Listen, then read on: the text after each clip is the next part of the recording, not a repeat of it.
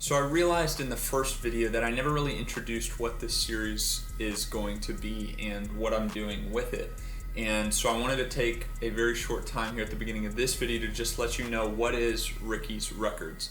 And it's pretty much exactly what the name says it is. It's a series of me just recording where I'm at in life, doing a little vlogging, a little introspection, a little video journaling of what's going on, what I'm challenged in, what I'm learning about. I just think it would be something that would be really cool to look back on 30 years from now and say, that's what I was doing in my mid-20s, that's what I was learning, that's what I was challenged on, that's where my marriage was at, that's where I was at spiritually, this is the things that I was struggling with. I know that 30 years from now I'm going to look back and not have a clue what I was thinking and what I was doing in my mid-20s if I don't take record. And so that's all this series is. I don't want that to be confused.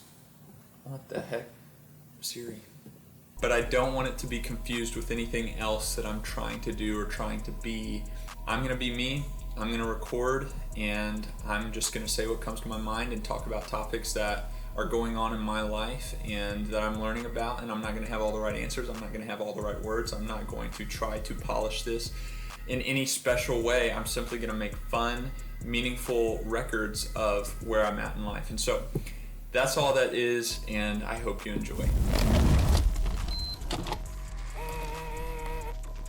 So with that being said, today's video is titled Patience. Now, I'm not really big on doing these word of the year things. I don't know if you've heard of this, but apparently a lot of people go about the business of defining a word for their year, and it's something that they can live by, kind of a banner they can raise their flag of the year on. So initially I heard this from Aubrey, and apparently a lot of people do it is they define their year based off a word that they're focusing on for the year, a word that they're gonna maybe live by, or a thing that they're challenged in for that year. And for me, it was kind of silly.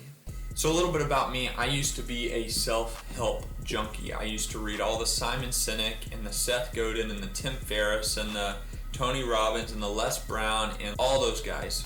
And I still love and respect a lot of the content that they provide, and I do believe in a lot of the things they teach.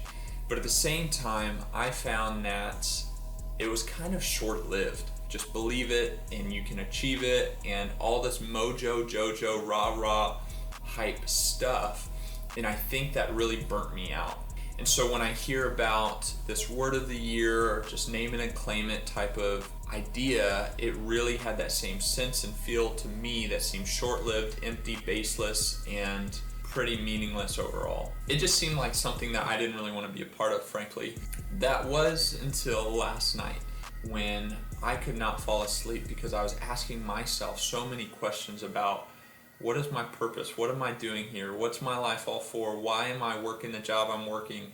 When am I going to feel like I've made it? When am I going to feel like I'm really living out my purpose? And what is this year going to be about? And what am I going to do this year? And what's it all for? And what's the end goal? And it really comes from when I read the 7 Habits of Highly Effective People, where I think it's rule number 2 that it talks about beginning with the end in mind. And overall, I very much agree with the idea. I am sold on it. I do think it's good and appropriate planning and effective management of time and resources and whatever to begin with the end in mind, to have an end goal, to know what you're going for before you even take a first step. And so in believing that, everything I've done, I've tried to begin with the end in mind.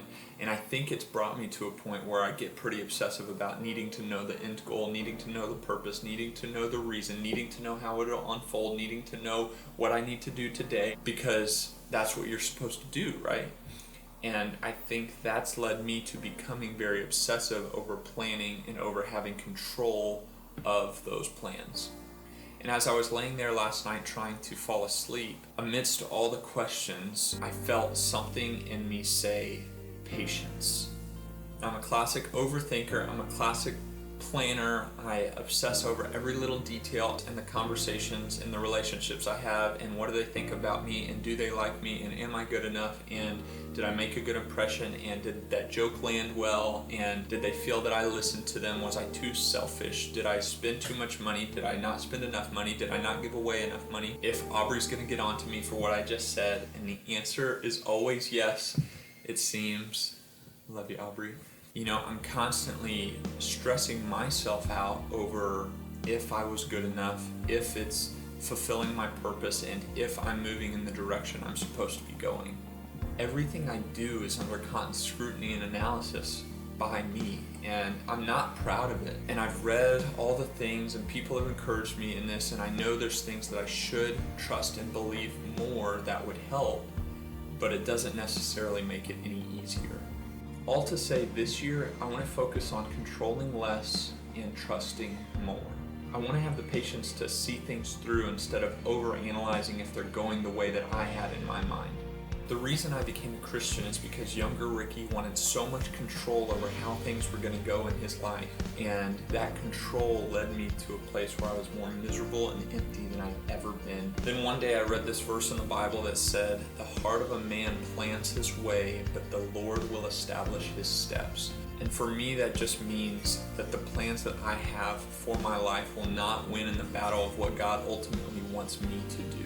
So my goal for this year is to do less of the planning and more of the walking. He who began a good work in me is faithful to see it through. And that applies to both me and to you. So that's all for this video. I hope that encourages you, and I don't know if you're about this whole word of the year thing. I certainly wasn't, but I'm gonna try out patience for this year. And if you are, let me know what your word is. I would love to know what you're focusing on, what you're trying to grow in. So until next time, be good, be well, be safe, be healthy, and go challenge yourself.